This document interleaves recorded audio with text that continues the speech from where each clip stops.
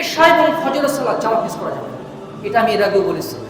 এশা এবং ফজর সালাত জামাত মিস করা তো দূরে থাক, রাকাতও ফেল করা যাবে না। কেন এই দুই সালাতের ব্যাপারে কেন সিরিয়াস থাকতে হবে? রাসূল সাল্লাল্লাহু আলাইহি ওয়াসাল্লাম বলছেন, যে ব্যক্তি এশা এবং ফজরের সালাত জামাতের সাথে আদায় করলো, সে যেন সারা রাত ধরে তাহাজ্জুদ সালাত আদায় করে।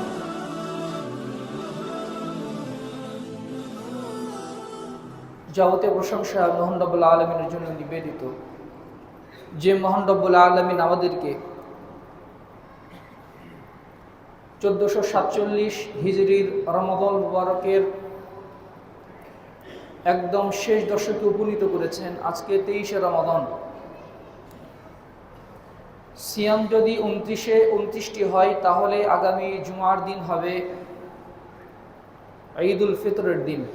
আর যদি 30টি হয়, তাহলে আমরা আরেকটি রমাদান, আরেকটি জুমার দিন পাবো এই রমাদান মুবারকে। যে আল্লাহ তাআলা আমাদেরকে মেহেরবানি করে, দয়া করে জীবনে আরেকবার রমাদান উপহার দিয়েছেন এবং সিয়ামরত অবস্থায় তার মেহমান হয়ে আজকের এই পবিত্রতম গৃহে, আল্লাহর ঘরে আমাদেরকে সমবেত হওয়ার তৌফিক দান করেছেন। সে আল্লাহ পাকের শুকরিয়া আদায় করছি অন্তঃস্থল থেকে, বলে আলহামদুলিল্লাহ।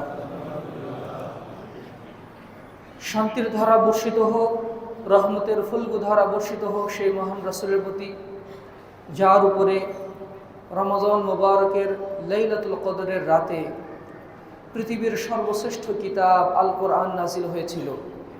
যে রাসূলের মাধ্যমে আমরা আল্লাহকে চিনেছি, আল্লাহর কোরআন পেয়েছি, এবং যার আদর্শের মধ্যেই দুনিয়াবী জীবনে এবং পরকালীন জীবনে সফলতা লাভ করা সম্ভব, সফলতার নিশ্চয়তা, গ্যারান্টি নিহিত রয়েছে, সেই রাসূলের প্রতি দরুদ ও সালাম বর্ষিত হোক। অন্তঃস্থল থেকে ভক্তি সহকারে বলি সাল্লাল্লাহু আলাইহি ওয়াসাল্লাম। সম্মানিত মুসল্লিবৃন্দ, সম্মানিতা মা ও ভগ্নীগণ, আজকে আমাদের আলোচনার বিষয় হচ্ছে রমাদানের শেষ দশকের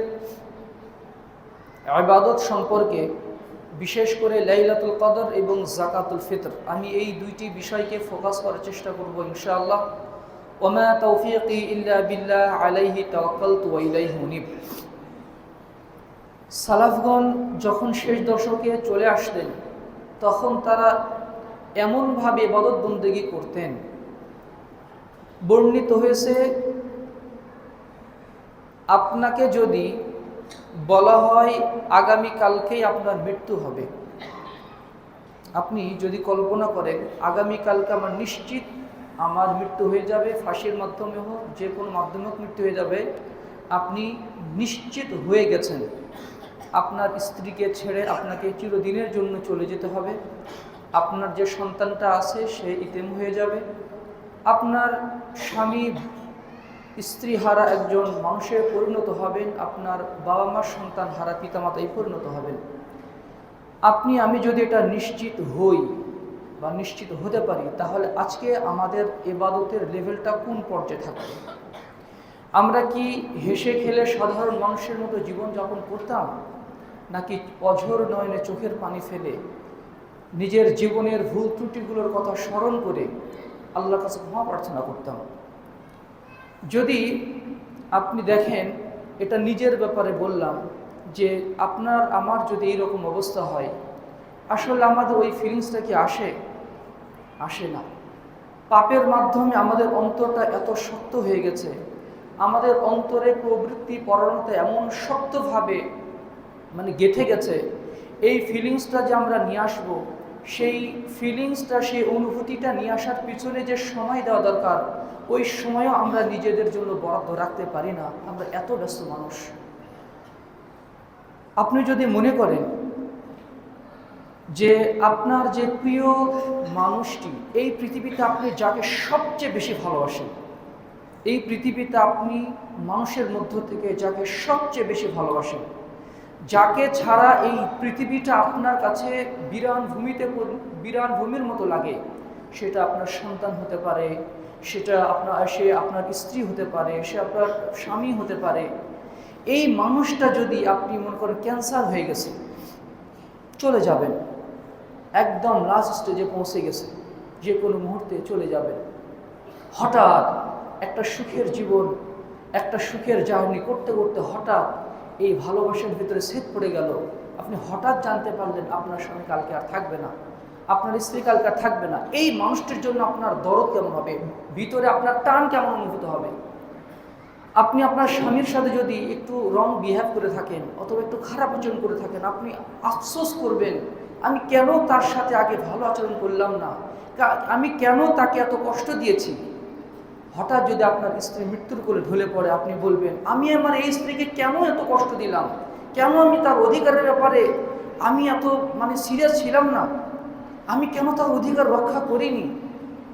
আপনি এই ভাই ভাববো, অন্তরে একটা টান অনুভব করব। এই যে টান আমরা অনুভব করব প্রিয় প্রিয় মানুষের বিদায় লগ্নে, সালাফরা রমাদানের বিদায়ের সময় এইরকম টান অনুভব করতেন। তারা হাউমাউ করে কান্নাকাটি করতেন, হে রমাদান, আর কয়েকটা দিন আমাদের ভিতরে থাকো, হয়তোবা জীবনের অনেক পাপগুলো থেকে আমি নিষ্কৃতি পেতে পারতাম, হয়তোবা কোনো বান্দা আর একটু সময় পেলে তিনি তার ইবাদতের মাধ্যমে, তিনি তার তাসবিহ তাহলিলের মাধ্যমে, তার তারাবির মাধ্যমে, তার কোরআন তেলাওয়াতের মাধ্যমে হয়তোবা জীবনের সেরা মুহূর্তটি তিনি অতিবাহিত করতে পারতেন। এই জন্য আমাদেরকে এই বিষয়গুলো নিয়ে অত্যন্ত সতর্কতার সাথে এবং সেন্সিটিভলি এটা চিন্তা ভাবনা করা দরকার যে আসলে আমাদের জীবনের গতিটা কোন দিকে প্রবাহিত হচ্ছে। যেই মানুষটি গতকালকে, যে গত রমাদানে আমাদের সাথে ইফতার করেছে, আমাদের সাথে একই সাথে বাজারঘাট করেছে, একই সাথে দোকানে বসে কথা বলতাম, একই সাথে মসজিদে বসে কথা বলতাম, তিনি আজকে আমাদের মাঝে নেই, তিনি আমাদের মাঝে নেই। গত রমাদান মোশাররফ চাচা ছিলেন, এই রমাদানে তিনি নাই। এইরকম আরো কত মানুষ আছে যারা গত রমাদানে ছিল, আজকে নাই। আপনার আমার সমবয়সী অনেক মানুষ এখন কবরবাসী। তারা যদি আল্লাহর কাছে কাকুতি মিনতি করে যদি 1 সেকেন্ড সময়, আল্লাহ 1 সেকেন্ড দুনিয়াতে আসার সময় দিন, আমি শুধু সুবহানাল্লাহ একবার পাঠ করে আমি আবার কবরে চলে যাব, এই সুযোগ তাদেরকে দেওয়া হবে না। কান্নাকাটি করেও যদি বলে আমাকে 5 মিনিট সময় দেন, আমি কয়েকবার আস্তাগফিরুল্লাহ পাঠ করার জন্য দুনিয়াতে আসতে চাই, সময় দেওয়া হবে না। অথচ আপনি সেই সময়টা পাওয়া সত্ত্বেও কিন্তু আমরা ওই সুযোগগুলো কাজে লাগাচ্ছি না। আল্লাহ আমাদের সতর্ক করুন, আল্লাহ আমাদের হেফাজত করুন, আল্লাহ আমাদের এই আত্মভোলা, এই ভগ্নদশা পরিস্থিতি থেকে উতরে আসার তৌফিক দান করুন। পার্লামেন্টে কি হলো, ইরানে কি হচ্ছে, যুক্তরাষ্ট্রে কি হচ্ছে, মধ্যপ্রাচ্যে কি হচ্ছে, এগুলো নিয়ে আমরা যত চিন্তা করি, গল্পের আসরগুলো মুজিয়ে রাখি, আসলে এখনই যদি আমার মরণ হয়ে যায় আমার কি হবে, আমার কোন কিয়ামত হবে, সেটা নিয়ে আমরা কয়জন ভাবি। যুক্তরাষ্ট্রের খবর না নিলেও আমার কোনো সমস্যা নেই, ইউক্রেনে রাশিয়ায় কি হচ্ছে এটা যদি আমি না জানি আমার কোনো সমস্যা নেই, গতকালকে পার্লামেন্টে কি হয়েছে আমি যদি না জানতাম আমার কোনো সমস্যা নেই। আমার জীবনের সামান্যতম উপকারও হয়নি, আমার জীবনের সামান্যতম লসও হবে না, কিছুই হবে না। কিন্তু আমি যদি এই মুহূর্তটা যদি ইবাদত থেকে গাফেল থাকি, আমার সর্বনাশ হয়ে যাচ্ছে। আমি যদি এই সময়টাতে আল্লাহর যদি কিছু আনুগত্য করতে পারি তাহলে আমি লাভবান হই। সুতরাং দিন শেষে এই জীবন আমার, দিন শেষে আপনার জীবনটা আপনার কবরে আপনি ছাড়া কেউ যাবেন না, আপনার স্ত্রীও যাবেন না, যার জন্য দিনে রাতে এত পরিশ্রম করে আপনি কষ্ট স্বীকার করছেন। আর নেতা নেতৃত্ব দূরের থাক, যাদের জন্য আমরা এত ব্যস্ত থাকি, যে সন্তানের জন্য আমরা এত কিছু করি, তারা আমাদের কবরে যাবে না। আমরা দুনিয়াতে এসেছিলাম একা একা, কবরে যাব একা একা, আল্লাহর সামনেও আমাদেরকে দাঁড়াতে হবে একা একা। ওয়াকুল্লুহুম আতিহি ইয়াউমাল কিয়ামাতি ফারদা, সূরা মারইয়ামের মধ্যে আল্লাহ তাআলা বলেন সেই দিন সবাই আল্লাহর সামনে একাকী দাঁড়াবে, একাকী। এই জন্য নিজের পরকালের প্রস্তুতিটা সুন্দর করার জন্য আসুন, এখনো সময় আছে। এই যে জুমার দিন, এখনো মানুষ মসজিদে আসছে না, জুমার খুতবা শুরু হয়ে গেল, ফেরেশতারা নেকি লেখার খাতা বন্ধ করে দিয়েছেন, এখন যারা প্রবেশ করছেন জুমার নেকি তাদের আর নাই। এই যে আত্মফল কি এমন ব্যস্ততা ছিল, হয়তো একটু ঘুম, হয়তো একটু বসে থাকা, এই একটু এটা সেটা করা, এই কারণেই তো এই নেকির হাত থেকে, নেকিগুলো থেকে আমরা বঞ্চিত হয়ে গেলাম। কি সর্বনাশটা হয়ে গেল। কিয়ামতের ময়দানে একটা নেকির জন্য মানুষ পাগলের মতো করে ছোটাছুটি করবে, একটা নেকির জন্য মানুষ পাগলের মতো করে ছোটাছুটি করবে, কারো কাছে সাহায্য পাবে না। স্ত্রীকে গিয়ে বলবে, ও গো প্রিয়তমা স্ত্রী, দুনিয়াতে তোমার জন্য কত কিছু করেছি, তোমার স্বর্ণ অলংকার, তোমার প্রিয় জিনিসগুলো তোমাকে কিনে দিয়েছি, তোমাকে নিয়ে কত মার্কেটিং করেছি, তোমার প্রিয় জিনিসগুলো আমি কিনে দিয়েছি, তোমার কোন অধিকার আমি অপূর্ণ রাখিনি, তুমি কি চেয়েছো আমার কষ্টার্জিত উপার্জনের টাকা দিয়ে সবই আমি তোমাকে করেছি, আজকে আমি বিপদে পড়েছি, আমাকে একটু সহযোগিতা করো না, কয়েকটা নেকি দাও না আমাকে। স্ত্রী বলবে, দুনিয়াতে আপনি অবশ্যই আমার একজন আদর্শ স্বামী ছিলেন, আমার কোনো অধিকার কোনো চাওয়া পাওয়া আপনি অপূর্ণ রাখেননি, অবশ্যই আপনি সত্য কথা বলছেন, কিন্তু আমি এই আখিরাতে আপনাকে কোনো উপকার করতে পারছি না, আপনি অন্যদিকে চেষ্টা করুন। স্ত্রী হয়তো বলবে, ওগো প্রিয়তমা, ওগো প্রিয়তম স্বামী, আপনার জন্য কি না করিনি, আপনার সন্তান সন্ততি, এই সংসারটা কত কষ্টে আমি আগলে রেখেছিলাম, 40 বছর 50 বছর আপনার সংসারে আমি বিনা বেতনে কত পরিশ্রম করেছি, আপনার সংসারে আমি সার্ভিস দিয়েছি, আপনার অধিকার পূর্ণ করেছি, আপনার শারীরিক সেবা, আপনার মানসিক সাপোর্ট দেওয়ার সব কিছুই আমি আপনাকে দিয়েছি, আপনাকে কত জান প্রাণ উজাড় করে দিয়ে ভালোবেসেছি, আজকে বিপদে পড়েছি, আমাকে একটু সহযোগিতা কি করা যায়? স্বামী বলবে, না, দুনিয়াতে তুমি আমাকে অনেক সহযোগিতা করেছো, অনেক ভালোবেসেছো, সেটা দুনিয়াবী জীবনীতেই সীমাবদ্ধ ছিল, আজকে আমি তোমার কোনো উপকার করতে পারছি না, সরি। বাবা সন্তানের কাছে গিয়ে বলবে, বাবা রে, তোকে কত ভালোবাসতাম, তোকে নিয়ে কত স্বপ্ন দেখতাম, নিজের কলিজা কেটে তোকে খাওয়াচ্ছি বাবা, আজকে বিপদে পড়েছি বাবা, একটু সহযোগিতা করো না বাবা। কিন্তু সন্তান, বাবা মা, হ্যাঁ দুনিয়াতে আপনারা আমাকে অনেক ভালোবেসেছেন, অনেক আমাদেরকে আদর করেছেন, আমাদের কোনো অপূর্ণ রাখিনি, যেটাই মুখ দিয়ে উচ্চারণ করেছে সেটাই আমাদের কিনে দিয়েছেন, আকাশের চাঁদ যদি খসে নিয়ে আসা সম্ভব হতো আপনারা সেটাই করতেন আমাদের জন্য, কিন্তু আজকে আমি আপনাদের জন্য কোনো কাজ করতে পারছি না, উপকার করতে পারছি না। এইভাবে সবাইকে থেকে পালিয়ে বেড়াবে। ইয়াউমা ইয়াফিরুল মারউ মিন আখিহি, সেই দিন ভাই তার ভাই থেকে পালিয়ে বেড়াবে। যেই দোস্তের সাথে একদিন সাক্ষাৎ না হলে আমাদের দিন যায় না, বন্ধুকে ফোন মেসেঞ্জার, মানে সবসময় বন্ধুকে আপডেট থাকা, মানে বন্ধুর সাথে একটু আড্ডা না দিলে মনে হয় যেন দিনটাই কাটে না। এই বন্ধু কিয়ামতের দিন আপনাকে আমাকে দেখে পালিয়ে বেড়াবে, সে দেখাই করতে চাইবে না। ইউবসসরুনহুম ইয়াওয়াদ্দুল মুজরিমু লাউ ইয়াফতাদি মিন আযাবি ইয়াওমাইযিন বিবানি, যেই দিন মানুষ কিয়ামতের ময়দানে জাহান্নামের ভয়ঙ্কর দৃশ্য অবলোকন করবে, ইউবসসরুনহুম ইয়াওয়াদ্দুল মুজরিমু লাউ ইয়াফতাদি মিন আযাবি ইয়াওমাইযিন বিবানি, মানুষ যখন জাহান্নামের ভয়ঙ্কর আযাব দেখবে তখন সে বলবে, আল্লাহ আমার সন্তানকে নিয়ে নেন, ওকে জাহান্নামে দিয়ে দেন, আমাকে বাঁচান আল্লাহ, আল্লাহ আমার সন্তানকে জাহান্নামে দিয়ে দেন, আমার মেয়েটাকে জাহান্নামে দিয়ে দেন, আমার 5টা মেয়ে ছিল, আমার 2টা সন্তান ছিল, ওদের সবকে জাহান্নামে দিয়ে দেন, আমাকে বাঁচান আল্লাহ, আমি এই জাহান্নামের আগুন সহ্য করতে পারবো না। ওয়াসাহিবাতিহি ওয়া বানি, আল্লাহ আমার স্ত্রীকে দেন, আমার বন্ধুদেরকে তাদেরকে দিয়ে দেন, ওয়াসাহিবাতিহি ওয়া বানি ওয়া ফাসিলাতিল্লাতি তুই, এবং যারা তাকে আশ্রয় দিত, বলতো দোস্ত লাগা আসি, তোর পিছনে আসি, এদেরকে আল্লাহ জাহান্নামে দিয়ে দেন। যারা আমাকে পাপের কাজে সাপোর্ট করতো, যারা আমার বন্ধু ছিল, এদেরকে জাহান্নামে দিয়ে দেন। কিন্তু যখন আল্লাহ এগুলো গ্রহণ করবেন না, তখন সে বলবে, ওমান ফিল আরদি জামিআন সুম্মা ইনজি, আল্লাহ দুনিয়ার সব মানুষকে জাহান্নামে দিয়ে দেন, কিন্তু আমাকে বাঁচান আল্লাহ, আমি এই জাহান্নামের আগুন সহ্য করতে পারবো না। সেই দিন কি অবস্থা হবে, সেই অবস্থার কথা যদি আমরা এখন থেকেই অন্তর দিয়ে অনুভব করতে পারতাম, তাহলে হয়তো বা হেদায়েত আমাদের ভাগ্যে জুটত।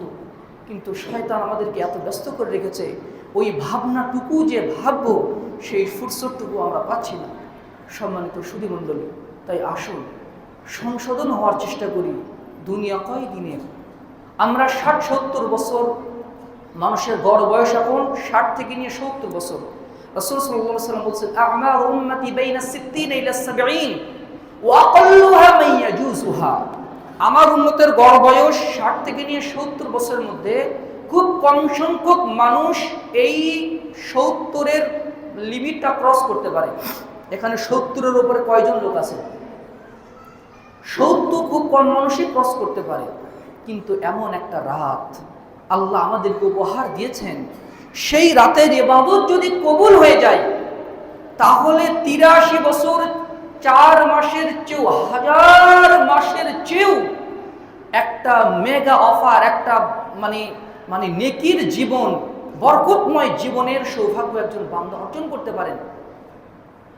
আমি সেদিন আসরের সালাতের পরবর্তী যে বয়ানগুলো, সেখানে আমি বলেছিলাম যে কাউকে যদি বলা হয়, একটা সামান্য বেতনের চাকরিজীবী মানুষ, তাকে যদি বলা হয় আজকে রাত্রে আপনি একটু কিছু সময়, কয়েক ঘন্টা একটু ডিউটি দিবেন, আপনাকে 85 বছরের বেতন এবং বোনাস সহ দেওয়া হবে, তাকে যদি অফারটা দেওয়া হয় তাহলে তিনি কি করবেন? তিনি অবশ্যই সেটা লুফে নেবেন। কয়েক রাতের ডিউটিতে যদি 85 বছর, যত ওই বছর আমি বাঁচবো কিনা তার কোনো গ্যারান্টিই নাই। এত বছরের বেনিফিটস যদি আমাকে দেওয়া হয়, আমার স্যালারি যদি দেওয়া হয় বোনাস সহ, তাহলে এই অফারটা কে লুফে নেবে না? দুনিয়াবি ক্ষেত্রে, এই ক্ষেত্রে আমরা খুবই চালাক। দুনিয়াবি ক্ষেত্রে আমরা এই অফারটা কেউ হাতছাড়া করব না। কিন্তু আখিরাতের ক্ষেত্রে যখন আল্লাহ তাআলা বললেন লাইলাতুল কদর খায়রুম মিন আলফি শাহর, বান্দারে এই রাতের ইবাদত 1000 মাসের চেয়ে উত্তম, তখন এই ক্ষেত্রে আমরা নির্বুদ্ধিতার পরিচয় দিচ্ছি। এই এত ইবাদতবন্দি করা যায়, এত লম্বা সময় ধরে কিয়াম করা যায়, এত লম্বা সময় ধরে কিয়াম করা যায়, এত সময় দেয়া যায়, এত তাসবিহ তাহলিল, মন যেন শক্ত হয়ে আসে, পিঠ যেন শক্ত হয়ে আসে। আল্লাহ তাআলা আমাদেরকে হেফাজত করুন, আল্লাহুম্মা আমিন। আল্লাহ তাআলা বলছেন ইন্না আনজালনাহু ফি লাইলাতিল কদর, নিশ্চয় আমি কোরআনকে নাজিল করেছি লাইলাতুল কদরের রাতে। লাইলাতুল কদরি ওয়া মা আদরাকা মা লাইলাতুল কদর, হে নবী আপনি কি জানেন লাইলাতুল কদর কি? লাইলাতুল কদরি খায়রুম মিন আলফি শাহর, লাইলাতুল কদর হচ্ছে 1000 মাসের চেয়েও উত্তম একটি রাত। 1000 মাসের চেয়ে উত্তম একটি রাত, এই অনুভূতি যে কত কত শক্তিশালী, এটা যে অনুভব করতে পারে না, এই রাতের ইবাদতের অনুভূতি তাকে বোঝানো সম্ভব না। কেউ যদি এটা না বোঝে যে এই রাতের একটা ইবাদত, একবার সুবহানাল্লাহ বলা, একবার আল্লাহু আকবার বলা, একবার তাসবিহ তাহলিল করা, একবার লা ইলাহা ইল্লাল্লাহ পাঠ করা, 83 বছর 4 মাস 1000 তার চেয়ে উত্তম, তার চেয়েও বেশি বছর ধরে আল্লাহর ইবাদত করার চেয়েও উত্তম, এটা যদি কেউ বুঝতে পারত তাহলে লাইলাতুল কদরের প্রত্যেকটি মুহূর্তকে তিনি হীরার চেয়েও দামি মনে করতেন, প্রত্যেকটি মুহূর্তকে তিনি সুন্দরভাবে কাজে লাগানোর চেষ্টা করতেন।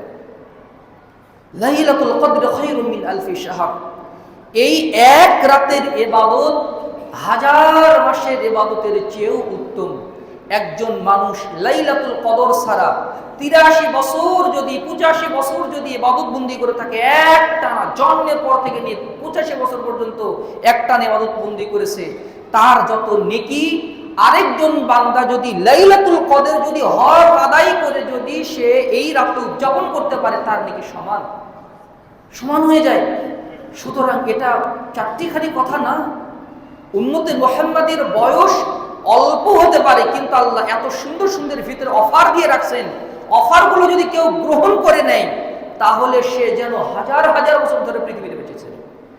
সুবহানাল্লাহি ওয়া বিহামদিহি। আল্লাহ তাআলা বলেন তানাজ্জালুল মালায়েকাতু ওয়ার রূহু ফিহা, সেই দিন এই রাতে তানাজ্জালুল মালায়েকা, ফেরেশতারা অবতরণ করেন লৌহে মাহফুজ থেকে, ওয়ার রূহু ফিহা, তার মধ্যে থাকেন জিবরিল আলাইহিস সালাম। জিবরিল আমিনের নেতৃত্বে লক্ষ কোটি কোটি ফেরেশতা দুনিয়াতে অবতরণ করেন। তানাজ্জালুল মালায়েকাতু ওয়ার রূহু ফিহা বিইذনি রাব্বিহিম মিন কুল্লি আমর, আল্লাহ তাআলার নির্দেশ ক্রমে তারা আসেন বিশেষ একটি প্রজ্ঞাপন নিয়ে। এই রাতে বান্দার আগামী 1 বছরের তাকদীর লিপিবদ্ধ করা হয়। আগামী 1 বছর আমি আপনি সুস্থ থাকবো নাকি অসুস্থ থাকবো, ব্যবসায় লাভ করব নাকি ক্ষতি করব, সব কিছু লিপিবদ্ধ করা হয় এই মাসে। আল্লাহ তাআলা নির্ধারণ করেন। আর সেই রবের কাছে আমরা একটু কাকুতি করব না, সেই রবের দরবারে একটু চোখের পানি ফেলবো না, সেই রবের কাছে একটু ক্ষমা প্রার্থনা করব না, এটা একজন জান্নাতবেশী মুসলিমের ক্ষেত্রে এটা অসম্ভব। আল্লাহ তাআলা বলছেন লাইলাত মানে তুমি কি জানো লাইলাতুল কদর কি? এই প্রশ্নের মাধ্যমেও এই রাতের মহত্ব ফুটে ওঠে।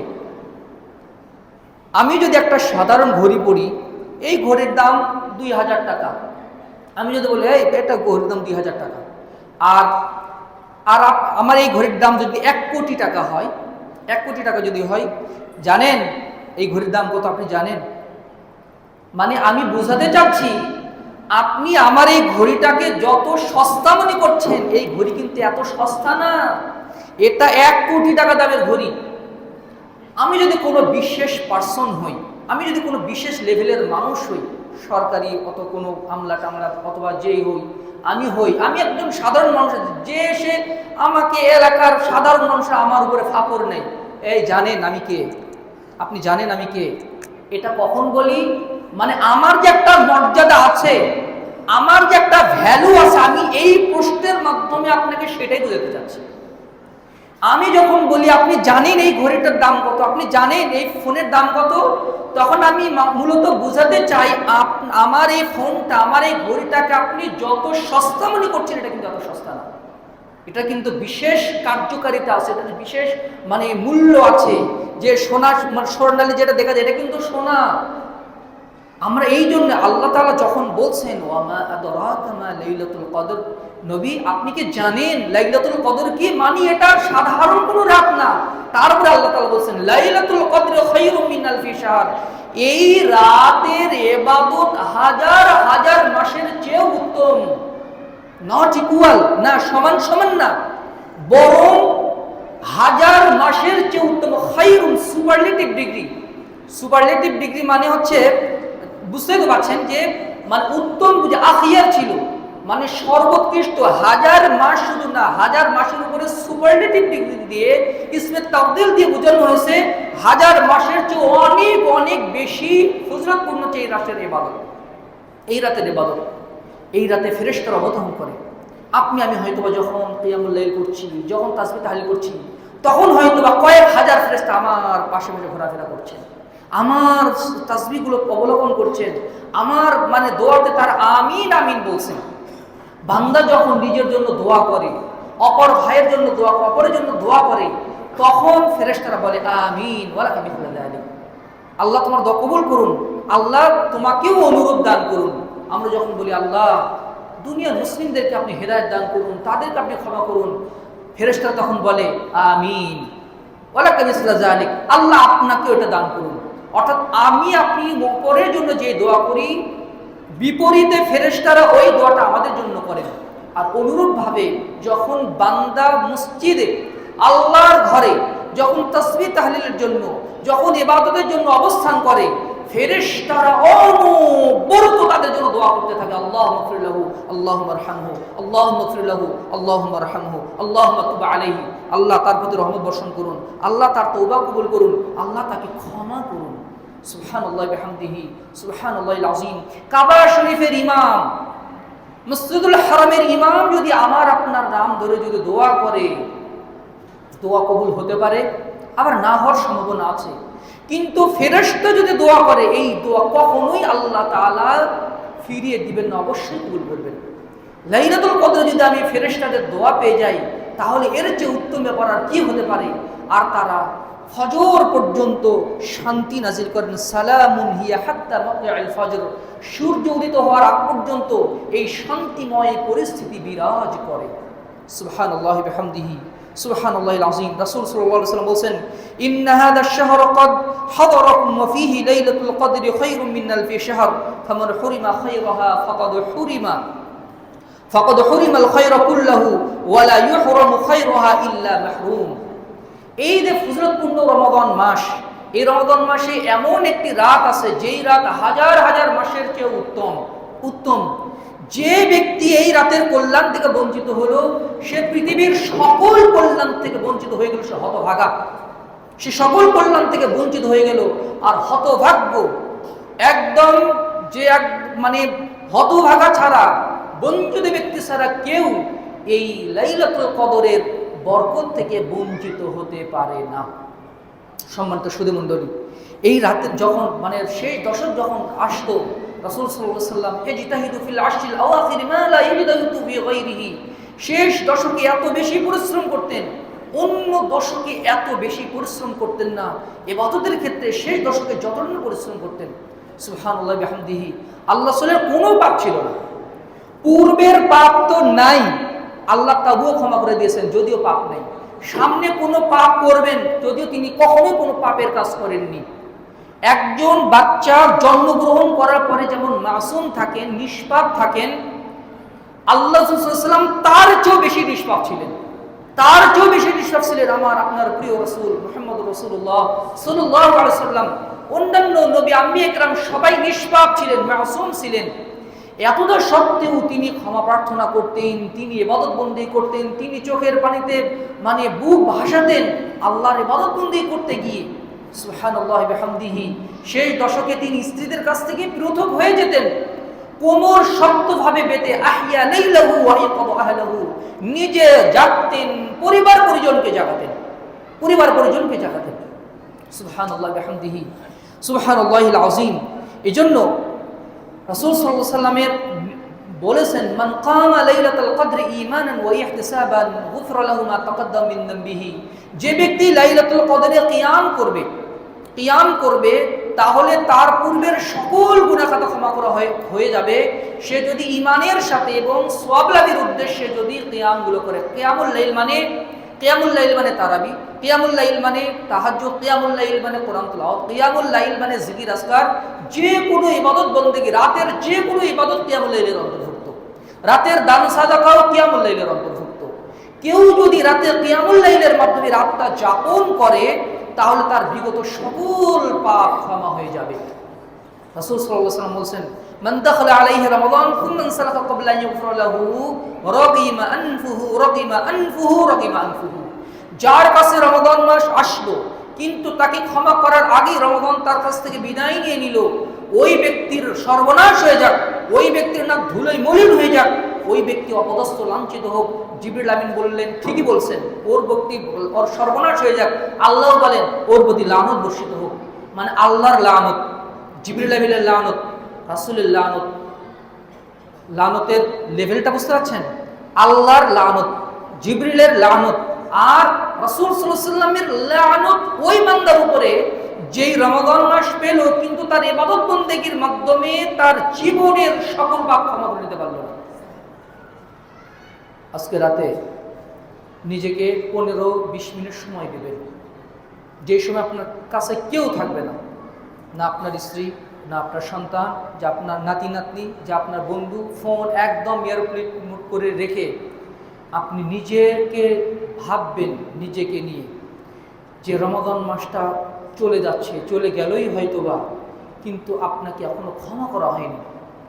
আপনার আমার ইবাদত কতটুকু, যেই ইবাদত ডিজার্ভ করে যে আল্লাহর কাছ থেকে ক্ষমা পাওয়া যায়, যেই ইবাদতের মাধ্যমে আমি আকাঙ্ক্ষা করি যে আল্লাহ হয়তো আমাকে ক্ষমা করবেন, এইরকম ইবাদত আমরা করতে পারলাম কি না?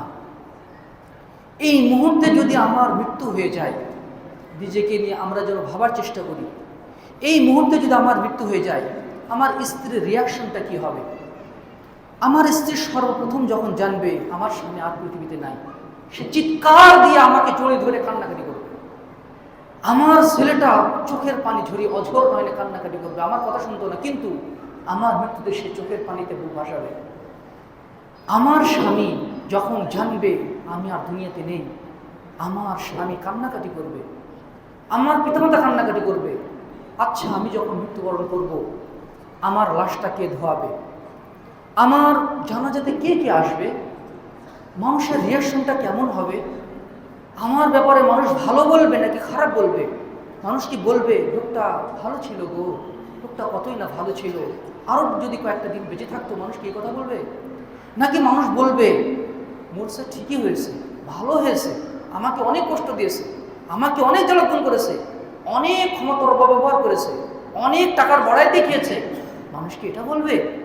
আপনি আমি যেন নিজে নিজে ভাবি, কারো উপদেশ লাগবে না, কারো উপদেশ দিতে হবে না, আপনি নিজেই নিজের কাছে উপদেশ পেয়ে যাবেন।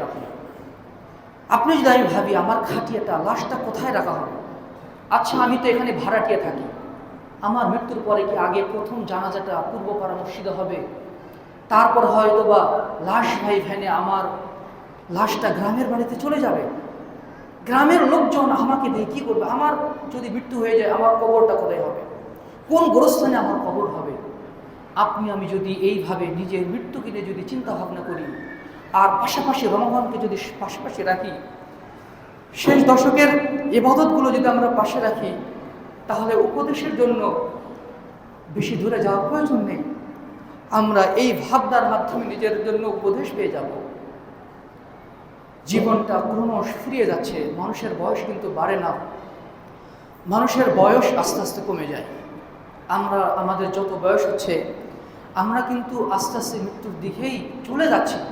সুতরাং আখিরাতের জন্য আমি কতটুকু সুন্দর করে সাজালাম, দুনিয়ার বাসা বাড়ি টাইলস মানে প্রসাধনী কত সুন্দর করে সাজায়, একদম ব্র্যান্ডেড নিতে হবে, তারপরে মেড ইন চায়না হতে হবে, মেড ইন কোরিয়া হতে হবে, আমার গাড়ির ব্র্যান্ড এতে হতে হবে, আমার ফোনের ব্র্যান্ড এতে হতে হবে। দুনিয়ার ঘরকে সাজানোর জন্য, নিজেকে সুসজ্জিত করার জন্য আমরা কত টাকা খরচ করি, কিন্তু ওই 3.5 হাত ঘরকে সাজানোর জন্য আমার আপনার পরিশ্রম কতটুকু, আমার আপনার টাকা খরচ কতটুকু? আমি যে টাইলসের জন্য যত টাকা খরচ করছি, জান্নাতের ইট বালি কেনার জন্য আমার কি ওই রকম পরিমাণের টাকা দান আছে? জান্নাতে কবরের ঘরটাকে আলোকিত করার জন্য আমার কি ওই রকম দান সাদকা আছে? আমার কি ওই রকম স্যাক্রিফাইস আছে? আমি রাজপথে একজন ত্যাগী কর্মী, আমি ব্যবসার ময়দানে একজন ত্যাগী ব্যবসায়ী, আমি কৃষিকাজে আমি একজন মানে কর্মঠ একজন মানুষ, কিন্তু আখিরাতের ব্যাপারে আমি একজন মারাত্মক উদ্যোক্তা। যেই কাজে হাত দিয়ে আমি সেই কাজে সফল হয়ে যাই, কোটি কোটি টাকার বিজনেস করি আমি, কিন্তু নেকির বিজনেস আমার কতটুকু? আমার নেকির বিজনেস কতটুকু? নেকিরও কিন্তু বিজনেস আছে, নেকিরও বিজনেস আছে। আর বিজনেসের সর্বোৎকৃষ্ট সময় হচ্ছে শেষ দশক। নেকির বিজনেসের সর্বোৎকৃষ্ট সময় হচ্ছে শেষ দশক। এটা গোল্ডেন পিরিয়ড হচ্ছে শেষ দশক।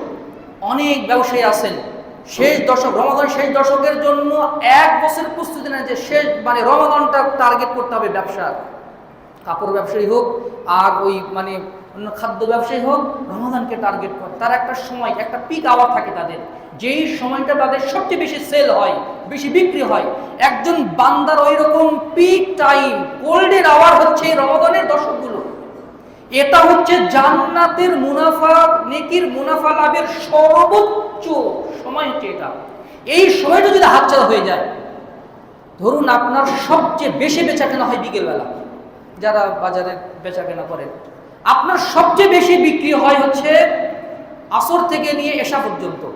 আর আপনি দোকান খোলেন প্রত্যেক দিন 10টা থেকে নিয়ে যাওয়ার পর্যন্ত দোকান খোলা আপনি বন্ধ করে বাড়ি থেকে ঘুম দেন, আপনার ব্যবসা কি টিকবে? যেই সময় বেশি ব্যবসা হয়, যেই সময় মানুষ বেশি আসবে, সেই সময় আপনি বাসায় ঘুমিয়ে থাকেন, তাহলে তো আপনার ব্যবসা হবে না। অন্যভাবে শেষ দশক চলে আসলো, এখনো যদি আমরা গাফিল থাকি, তাহলে সে কিভাবে আখিরাতের কথা সঞ্চয় করতে চায়?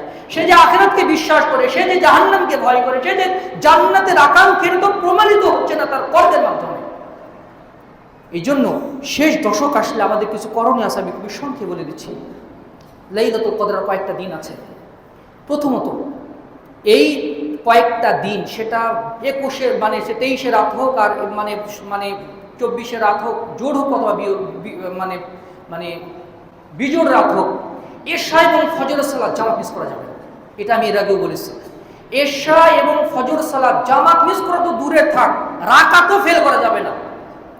সালাফগণ যদি রাকাত ফেল করতেন, 3 দিন পর্যন্ত আফসোস করতেন, হাইরে আমার কপাল পোড়া রে, হাইরে আমার আফসোস, আমার রাকাত মিস হয়ে গেছে, কত বড় কল্যাণ থেকে আমি বঞ্চিত হয়ে গেছি।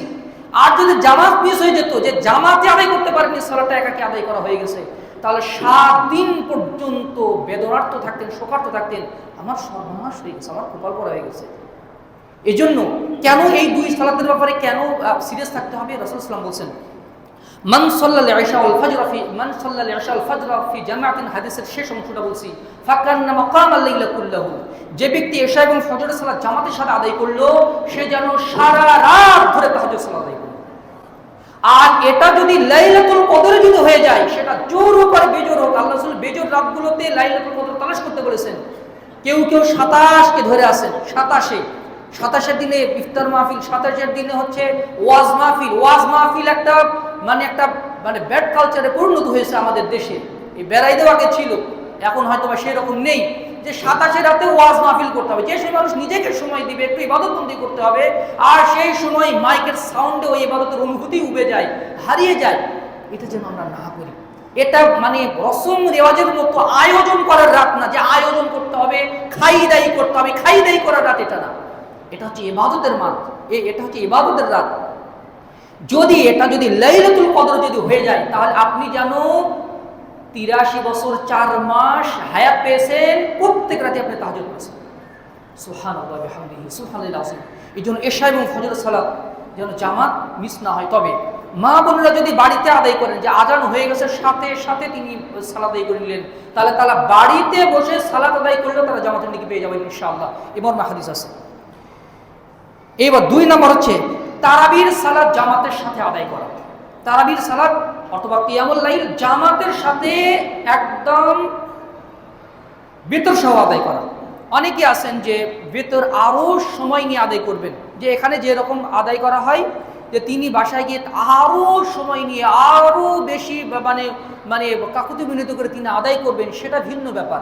কিন্তু রাসূল সাল্লাল্লাহু আলাইহি ওয়াসাল্লাম বলছেন, কেউ যদি জামাতের সাথে সালাত আদায় করে, আমি হাদিসগুলো উল্লেখ করছি না সময়ের কারণে, জামাতের সাথে যদি ইমামের সাথে শেষ পর্যন্ত যদি সালাত আদায় করে, কিয়ামুল লাইল আদায় করে, অর্থাৎ তারাবির সালাত আদায় করে, তাহলে সে সারা রাত তারাবি আদায় করে নিকে পেয়ে যাবে। সুবহানাল্লাহ ওয়া বিহামদিহি সুবহানাল্লাহিল আযীম। রাসূল সাল্লাল্লাহু আলাইহি ওয়াসাল্লাম এত দীর্ঘ সময় ধরে কিয়ামুল লাইল করতেন। সাহাবায়ে কেরাম অনেক সময়, যারা বৃদ্ধ মানুষ, তারা লাঠির উপরে ভর দিয়ে হলেও তারা দাঁড়িয়ে দাঁড়িয়ে কিয়ামুল লাইল করতেন। কারণ তারা মনে করতেন যে দাঁড়িয়ে থাকতে যে একটু কষ্ট হচ্ছে, একটু মশার কামড় খাচ্ছি, ইনশাআল্লাহ এই মশার কামড়ের মাধ্যমে আমার পাপ ক্ষমা হয়ে যাচ্ছে, আমার মর্যাদা বৃদ্ধি পাচ্ছে। আমার দাঁড়িয়ে থাকতে থাকতে যদি কোমরটা একটু লেগে যায়, একটু হাঁটু লেগে যায়, এই যে একটু কষ্ট, আল্লাহর পথে যে একটু কষ্ট পাচ্ছি, ইনশাআল্লাহ এই কষ্টের মাধ্যমে আমার পাপ ক্ষমা হয়ে যাচ্ছে, আমার মর্যাদা বৃদ্ধি পাচ্ছে। সালাফরা এটা মনে করতেন। ইবাদত আরো নিজেদেরকে কষ্ট দেওয়ার চেষ্টা করতেন, যেন ইবাদতের নেকিটা পূর্ণাঙ্গভাবে আদায় করা যায়। এই জন্য আমাদের করণীয় হচ্ছে দীর্ঘ কিয়াম করে কিয়ামুল লাইল আদায় করা, যেন কষ্টের মাধ্যমে আল্লাহর কাছে নেকির মানে প্রতিদানটা কড়াই গণ্ডায় আমরা লাভ করতে পারি। 3 নম্বর হচ্ছে অন্তত 100 আয়াত তেলাওয়াত করা। অন্তত 100 আয়াত, তার যদি কেউ বেশি পড়ে তাহলে সেটা নূরুন আলা নূর, আলোর উপরে আলো, সোনাই সোহাগা। অন্তত 100 আয়াত, সেটা কিয়ামুল লাইলের মাধ্যমে হতে পারে, অথবা সেটা এমনিতে আপনি মুসহাফ দেখে তেলাওয়াত করার মাধ্যমে হতে পারে। মনে রাখবেন, কোরআন দেখে তেলাওয়াত করা ইটসেলফ একটা ইবাদত। কোরআনের দিকে তাকিয়ে থাকাও একটা ইবাদত, তেলাওয়াত করা একটা ইবাদত, কোরআনের দিকে তাকিয়ে থাকা আরেকটা ইবাদত। আমরা যখন মুখস্থ পড়ি অথবা মোবাইলের স্ক্রিনে পড়ি, যদি মুসহাফ না থাকে মোবাইলের স্ক্রিনে পড়তে পারেন, যদি মুসহাফ থাকে তাহলে মুসহাফে যদি দেখে দেখে আমরা পড়ি তাহলে কোরআন তেলাওয়াতের নেকি পেলাম। আবার কোরআনের দিকে যে তাকিয়ে আছে, আল্লাহর কালামের দিকে, আল্লাহর কিতাবের দিকে, আল্লাহর বইয়ের দিকে যে তাকিয়ে আছি, তার আর একটা নেকি যুক্ত হয়ে গেল। কেউ যদি ছোট ছোট সূরার যে আয়াতের যে সূরাগুলো আছে, যেমন সূরা ওয়াকিয়া আছে, সূরা সাফাত আছে, শেষের যে সূরাগুলো আছে মানে আম্মা পারার অথবা 29 পারার শেষের দিকে সূরা, কয়েক পৃষ্ঠা পড়লেই 100 আয়াত হয়ে যায়। আপনি আমি যদি মানে এই 100 আয়াত তেলাওয়াত করি, 100 আয়াত তেলাওয়াত করি, অথবা এর 100 আয়াতের চেয়ে সর্বনিম্ন মানে মানে মানে লেভেল, এর যে যত বেশি তেলাওয়াত করা যদি আমরা তেলাওয়াত করি, তাহলে এই রাতের কিয়ামের নেকি আমরা পেয়ে যাবো ইনশাআল্লাহ। অন্যভাবে কেউ যদি সূরা ইখলাস 10 বার পাঠ করে, কেউ যদি বলে আস্তাগফিরুল্লাহ, মানে কুল হুয়াল্লাহু আহাদ, এই দোয়া, এই মানে সূরাটা যদি 10 বার তেলাওয়াত করে, আল্লাহ সাল্লাল্লাহু আলাইহি ওয়াসাল্লাম বলছেন সে তার জন্য জান্নাতে একটা প্রাসাদ নির্মাণ করা হবে। কেউ যদি 20 বার তেলাওয়াত করে, তাহলে তার জন্য জান্নাতে 2টা কসরুন ফিল জান্নাহ, বুনিয়া লাহু বিনা কসরুন ফিল জান্নাহ, মানে সাধারণ বাড়ি আর প্যালেসের মধ্যে পার্থক্য আছে। সাধারণ একটা হাউস, সাধারণ একটা বাড়ি। আর প্যালেস, প্যালেস মানে কি, যেটা অন্যান্য বাড়ি থেকে আলাদা, যেখানে সর্বোচ্চ লেভেলের যিনি মানুষ দেশের বা রাষ্ট্রের, তিনি সেখানে থাকেন, প্যালেসে থাকেন, রাজপ্রাসাদে থাকেন। আল্লাহ তাআলা বলছেন তার জন্য জান্নাতের মধ্যে প্রাসাদ নির্মাণ করা হবে, সাধারণ বাড়ি না। কেউ যদি 10 বার, আপনি যদি, আমি যদি লাইলাতুল কদর রাতগুলোতে, যে কোনো রাতে আপনি এই কয়েক রাত পড়তে থাকবেন, যদি আমি পড়ি, তাহলে যেন আমি 83 বছর 4 মাস ধরে প্রত্যেক রাতেই আমি এত গলগুলো আমি প্রাসাদের মালিক হয়ে গেলাম। সুবহানাল্লাহি বিহামদিহি। কেউ যদি আরো বেশি পড়ে, 10-20 বার পড়ে, তার জন্য 2টা, কেউ যদি 30 বার পড়ে, তার জন্য 3টা। এইভাবে যত দশক বাড়বে। আবার আল্লাহ সাল্লাল্লাহু আলাইহি ওয়াসাল্লাম বলছেন, কেউ যদি 3 বার ইখলাস পাঠ করে, কুল হুয়াল্লাহু আহাদ, এটা যদি 3 বার পাঠ করে, একবার কোরআন খতমের সে নেকি পেয়ে যায়। এই সূরাটাও আমরা অন্তঃস্থল থেকে হৃদয় নিয়ে মানে অনুভব করে যদি আমরা পড়ি, এর মাধ্যমে আমরা কোরআন খতমের নেকি লাভ করতে পারি। সুবহানাল্লাহি বিহামদিহি। সূরা মুলক আছে, রাসূল সাল্লাল্লাহু আলাইহি ওয়াসাল্লাম বলছেন, কেউ যদি সূরা মুলক তেলাওয়াত করে, তাকে জাহান্নামের আগুন থেকে বাঁচানো হয়। এবং এই সূরা কিয়ামতের দিন বাক শক্তি দেওয়া হবে এই সূরাকে, এবং এই সূরা কিয়ামতের দিন আল্লাহর সাথে সুপারিশ করবে, হাত্তা ইউগফার লাহু, যতক্ষণ না তাকে ক্ষমা করা হয়। ক্ষমা না করা পর্যন্ত, আল্লাহ তাকে ক্ষমা না করা পর্যন্ত এই সূরা তাকে সুপারিশ করতেই থাকবে।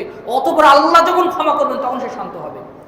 সূরা মুলক, তাবারাকাল্লাযী বিয়াদিহিল মুলক, 30 আয়াত বিশিষ্ট একটা সূরা। এই সূরাটা আমরা প্রত্যেক রাতে তেলাওয়াত করতে পারি। 4 নম্বর হচ্ছে সূরা বাকারার শেষ 2 আয়াত, আমার রাসূলু বিমা উনজিলা ইলাইহি মির রাব্বিহি ওয়াল মুমিনুন। মনোযোগের সহিত, ধীরে সুস্থে যদি অর্থসহ যদি পড়েন, আরো সুন্দর হয়। কেউ যদি এই 2 আয়াত যদি সে রাতের বেলা পড়ে, তাহলে সে ব্যক্তি কিয়ামুল লাইলের নেকি পেয়ে যাবে। সুবহানাল্লাহি বিহামদিহি। এরপর হচ্ছে রাতের বেলা দান সাদাকা করা। কোনো বিশ্বস্ত জায়গায় হোক, কোনো বিশ্বস্ত প্রতিষ্ঠানে হোক, কোনো গরিব মিসকিনকে হোক, রাতের একটা অংশে যদি আমরা দান সাদকা করি, তাহলে এর মাধ্যমে আমরা 83 বছর 4 মাসের চেয়েও বেশি সময় ধরে, যেন প্রত্যেক রাতে, আমার বয়স ছিল 83 বছর, আর প্রত্যেক এমন কোনো রাত যায়নি যেই রাতে আমি দান সাদকা করিনি। সুবহানাল্লাহি বিহামদিহি। দানের মাধ্যমে আল্লাহর রাগ প্রশমিত হয়ে যায়। দানের মাধ্যমে, দান কিয়ামতের দিন ছায়া হয়ে যাবে, কিয়ামতের ময়দানে ছায়া হয়ে যাবে, দানই ছায়া হয়ে যাবে, যেই ছায়ার নিচে বান্দা আশ্রয় গ্রহণ করবে। 6 নম্বর হচ্ছে বেশি বেশি জিকির আজকার করা এবং দোয়া পাঠ করা। এখানে একটা মুলাহাযা, দৃষ্টি আকর্ষণীয়, সেটা হচ্ছে সুবহানাল্লাহ সুবহানাল্লাহ সুবহানাল্লাহ সুবহানাল্লাহ। আমরা বলতেছি কিন্তু মনোযোগ নেই, এই সুবহানাল্লাহর মূল্য নাই। যে সুবহানাল্লাহর মধ্যে মনোযোগ আছে, সেই সুবহানাল্লাহর মূল্য আছে। আল্লাহুম্মা ইন্নাকা আফুউন তুহিব্বুল আফওয়া ফা'ফু আননি, এই দোয়ার অর্থ কি জানার চেষ্টা করিনি কখনো, শুধু মুখস্থ করলাম না, মুখস্থ করতে হবে অর্থসহ। এবং যখন আমি তাসবিহ তাহলিল করব, সেই উচ্চারণটা যেন ভিতর থেকে আসে, ভিতর থেকে বের হয়। শুধু ঠোঁটের মাধ্যমে যদি উচ্চারিত হয়, এই দোয়া আল্লাহ কবুল করেন না। যেই দোয়াটা হৃদয় থেকে বের হয় না, হৃদয় থেকে উচ্চারিত হয় না, ওই দোয়া আল্লাহ তাআলা কবুল করেন না। এই ব্যাপারে স্পষ্ট হাদিস আছে। এই জন্য যখন আমরা নিজের জন্য দোয়া করব, নিজের পিতামাতার জন্য দোয়া করব, নিজের আত্মীয় স্বজনের জন্য দোয়া করব, নিজের জন্য, নিজের সন্তান সন্ততি সবার জন্য আমরা দোয়া করব, বিশেষ করে মুসলিম উম্মার জন্য দোয়া করব। আল্লাহুম্মা ইগফির লানা ওয়া লিল মুমিনিনা ওয়াল মুমিনাত ওয়াল মুসলিমিন ওয়াল মুসলিমাত ওয়াল আহইয়াই মিনহুম ওয়াল আমওয়াত। আল্লাহ সাল্লাল্লাহু আলাইহি ওয়াসাল্লাম বলেন, কেউ যদি অপর কোনো মুসলিমের জন্য দোয়া করে, প্রত্যেক মুসলিমের পক্ষ থেকে একটা করে নেকি তাকে দেওয়া হয়। ধরুন বর্তমান সময়ে যদি 200 কোটি মুসলিম থাকে, আমি সঠিক হিসাবটা জানি না, আমার দেখা হয়নি, উদাহরণস্বরূপ বলছি যে 200 কোটি যদি মুসলিম থাকে, মুসলিম যদি 200 কোটি থাকে, তাহলে এই আদম আলাইহিস সালামের পর থেকে নিয়ে পর্যন্ত কতগুলো মুসলিম ছিলেন যারা মারা গেছেন, কত কোটি বিলিয়ন ট্রিলিয়ন হবে। আবার আগামীতে কিয়ামত পর্যন্ত যারা মরে গেছেন এবং যারা জীবিত আছেন, সবার জন্য যদি আমি ক্ষমা প্রার্থনা করি, আল্লাহ যত মুসলিম নরনারী আগে চলে গেছেন, মরে গেছেন, তাদেরকে ক্ষমা করেন, যারা বেঁচে আছে তাদেরকে আপনি ক্ষমা করেন, তাহলে প্রত্যেক মুসলিমের পক্ষ থেকে একটা করে নেকি আপনার আমলনামাতে যুক্ত হয়ে যাবে। তাহলে আপনার নেকির অঙ্কটা কোন লেভেলে পৌঁছাবে? এটাই হচ্ছে বিজনেস অফ সওয়াব, সওয়াবের বিজনেস। আপনি যত বেশি মুসলিমদের জন্য দোয়া করবেন, আপনার আখিরাতের ব্যাংকে তত বেশি আপনার নেকি রিজার্ভ হতে থাকবে, যেটার মাধ্যমে আপনি আখিরাতে উপকৃত হবেন। এজন্য বেশি বেশি দোয়া করা, নিজের জন্য, অপরের জন্য। তারপরে এই রাত্রি জাগরণ করা, রাতের একটা অংশ আল্লাহর ওয়াস্তে জাগরণ করা, সেটা আপনি রাতের বেলা একটু ঘুমিয়ে নিতে পারেন। যদি আপনার ক্লান্তি আসে, যদি ঘুমিয়ে নেন, এই ঘুমটাও ইবাদতে পরিণত হয়ে যাবে। রাসূল সাল্লাল্লাহু আলাইহি ওয়াসাল্লাম বলেছেন, রাসূল সাল্লামের হাদিস আছে, কেউ যদি ক্লান্তি দূর করার জন্য একটু ঘুমায়, আপনি হয়তো বা 1 ঘন্টা ঘুমিয়েছেন অথবা 2 ঘন্টা ঘুমালেন, আর বাকি সময়গুলো ইবাদত করলেন, তবে এই 2 ঘন্টাকে আপনি অমূলক মনে করিয়েন না, এই 2 ঘন্টা আপনার ইবাদতের সাথে ইনক্লুড হয়ে যাবে। এই মর্মেও হাদিস রয়েছে। সম্মানিত সুধীমণ্ডলী, সুতরাং আসুন লাইলাতুল কদরের ফজিলতকে কোনোভাবে হাতছাড়া করা যাবে না, কোনোভাবেই হাতছাড়া করা যাবে না। যদি আমরা জান্নাতে বিশ্বাস করি, যদি আমরা জাহান্নামে বিশ্বাস করি। পরিশেষে এর সাদাকাতুল ফিতর সম্পর্কে আমি কিছু বলতে চাই। এই শেষ দশকের একটি গুরুত্বপূর্ণ ইবাদত হচ্ছে সাদাকাতুল ফিতর। যাকাত 2 ভাগে বিভক্ত, একটা হচ্ছে ফরজ যাকাত, আরটা হচ্ছে নফল যাকাত। ফরজ যাকাত হচ্ছে একটা মালের যাকাত, আরেকটি হচ্ছে শরীরের যাকাত। মালের যাকাত হচ্ছে যেটা আমরা সোনা রূপা যেই যাকাতটা দেই, এটা হচ্ছে মালের যাকাত। এই যাকাত 2.5% হারে 7.5 ভরি সোনার সমমূল্যে যেই অর্থ হয়, অথবা 52.5 ভরি রূপার মূল্যে যে অর্থ হয়। যাকাতের মাসলা আপনারা জানেন এবং অলরেডি অনেকেই যাকাত দিয়ে দিয়েছেন। তবে একটা বিষয় বলে রাখি, মনে করুন আপনার যাকাত এবার এসেছে 1 লাখ টাকা। আমরা যদি এখানে বলি, এখানে ঘোষণা করে দিই যে আজকে আমি মনে করেন ঘোষণা দিলাম যে আমার কিছু যাকাতের টাকা আছে, আমি আজকে এই যাকাতের টাকা দিয়ে আজকে একটা খাওয়ার আয়োজন করব, আপনাদের সবার দাওয়াত।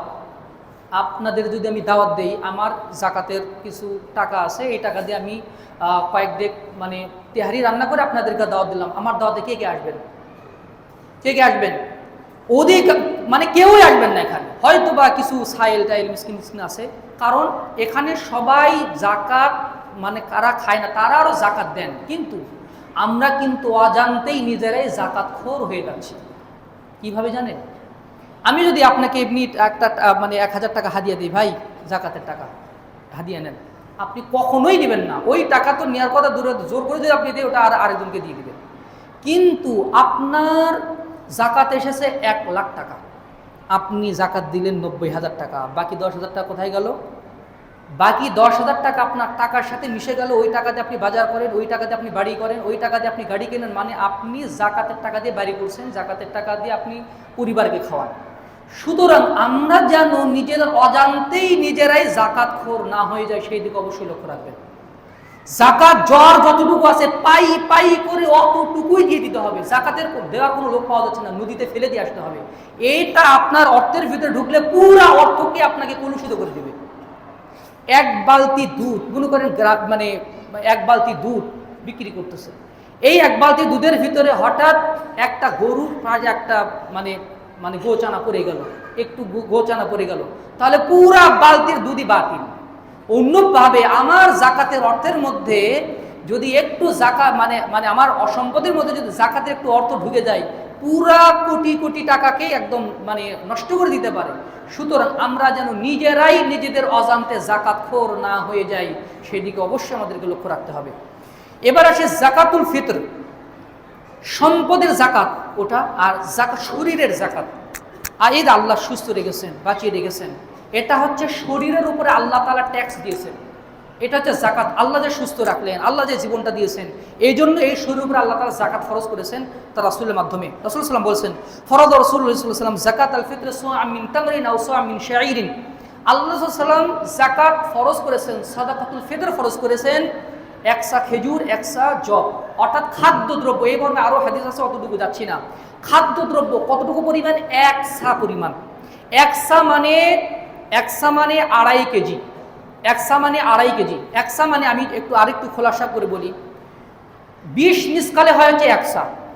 1 মিসকাল মিসকাল সমান হচ্ছে 4.25 গ্রাম। সেটা যদি আমি 5 গ্রামই ধরি, তাহলে প্রায় 2 কেজি একটু প্লাস হয়ে যায়, 2 কেজি প্লাস হয়ে যায়। আর সেটাকে আরও সতর্কতার সহিত সেটাকে আরেকটা হিসাব অনুযায়ী 2 কেজি 400 গ্রাম, এটা হচ্ছে অ্যাকুরেট মদিনা সার হিসাব হচ্ছে 2 কেজি 400 গ্রাম। এটা ইমাম ওসাইমিন সহ শেখ জিবরিন সহ অনেকেই ফতোয়া দিয়েছেন। 1 সার সমপরিমাণ হচ্ছে 2 কেজি 400 গ্রাম। সেখানে সতর্কতার সহিত 2.5 কেজির কথা বলা হয়, যেটা আমাদের বর্তমান বাজার মূল্যের যে মাপ কেজি, আমরা তো কেজি এগুলো মাপি, কিন্তু আপনি আড়াই সাথে, আর মানে সার তো একটা, এটা মানে একটা পরিমাপ। এখানে যদি আড়াই সাথে যদি আপনি যদি পানির লিকুইড কিছু ঢালেন, পানির ওজন হবে এক ধরনের, আপনি যদি মধু ঢালেন মধুর ওজন হবে আরেক ধরনের, কারণ মধু ভারী বেশি, জায়গা একই নিবে, পানির মতোই জায়গা নিবে কিন্তু ভারী বেশি হবে। তারপরে যদি পানি ঢালেন, পানি আবার মানে হালকা হয়ে যাবে। আবার যদি সয়াবিন তেল ঢালেন, তার ওজন আবার মধুর চেয়ে কম হবে, পানির চেয়ে একটু বেশি হবে। যদি পানি যদি আপনি ঢালেন একসাথে, তাহলে এটা 3 কেজির মতো চলে যায় বা তার চেয়েও বেশি চলে যায়।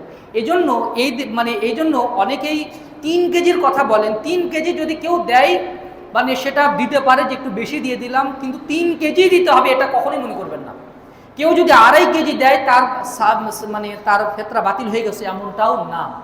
সুতরাং একসা পরিমাণ আড়াই কেজি মাথা পিছু প্রত্যেক ব্যক্তির উপরে, আলাল আব্দি ওয়াল হুরি, গোলাম কৃতদাস তার উপরে, যে স্বাধীন তার উপরে, ওয়াস সগীরি যে ছোট, ওয়াল কাবিরি যে বড়, ওয়াস যাকারি যে পুরুষ, ওয়াল উনসা এবং যে নারী, মিনাল মুসলিমি সে মুসলিম হলেই হলো, প্রত্যেকের উপরে যাকাতুল ফিতর আদায় করা ফরজ।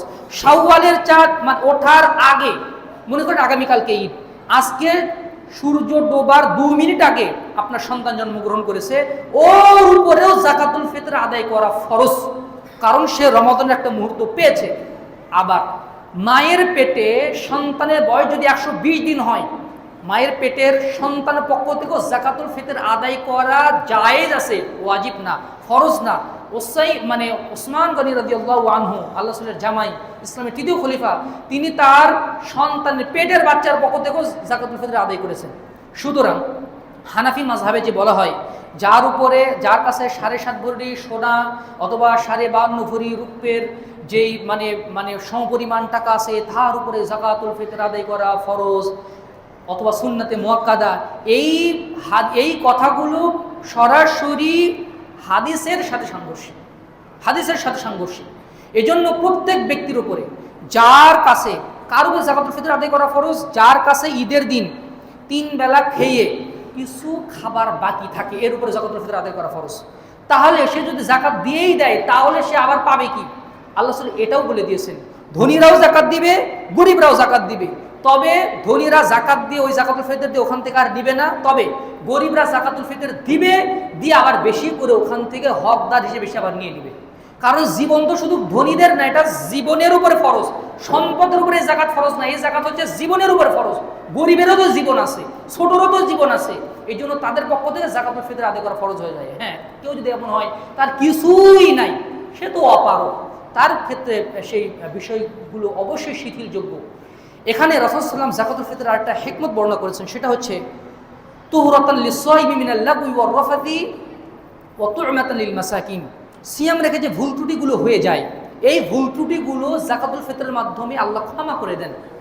আর এর মাধ্যমে যার অভাব অনটনে যারা আছে মিসকিন, তারাও যেন সিয়াম মানে রমাদানে মানে ঈদের দিন যেন একটু ভালো খেতে পারে, এই জন্য যাকাতুল ফিতরের বিধান দেওয়া হয়েছে।